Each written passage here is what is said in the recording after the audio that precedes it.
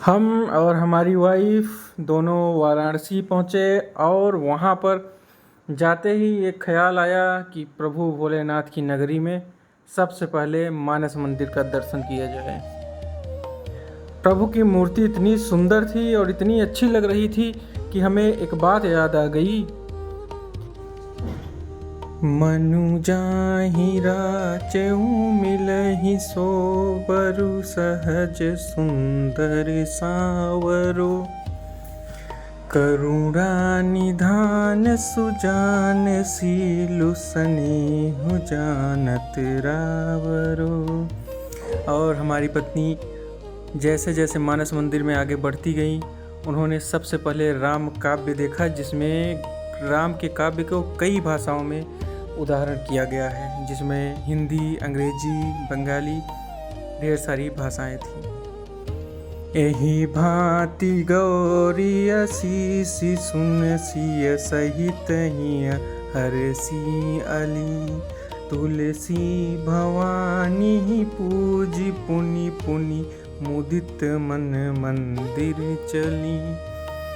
हम लोग तरह तरह की कृतियों को देख रहे थे और जिसमें प्रभु की बाल लीला का वर्णन था, दक्ष का यज्ञ था, माता सीता का स्वयंवर था और यहाँ तक कि शूर्पणखा का जो नाक काटा गया था वो भी था। कुछ ऐसे भी दृश्य देखने को मिले जिसे देखकर हम दोनों मन ही मन प्रसन्न हो गए, क्योंकि माता सीता का और प्रभु श्री रामचंद्र का विवाह ऐसे अलौकिक दिव्य दर्शन इन कृतियों के माध्यम से दिखाए गए थे कि मन आनंद से भर गया। वहीं पे जटायु के जो मोक्ष हुआ भगवान के गोद में, वो भी हम लोगों ने देखा। बहुत ही दिव्य दर्शन हुआ और श्री कृष्ण भगवान जो गोपियों के साथ नृत्य कर रहे थे वो भी देखकर हम लोगों ने आनंद लिया।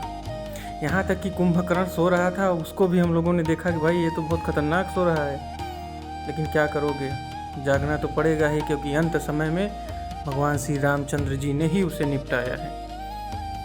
मेरी वाइफ थोड़ा सा हंसमुख मिजाज की है और हम दोनों इसी तरह से अगर कहीं जाते हैं तो आपस में बातें भी करते रहते हैं।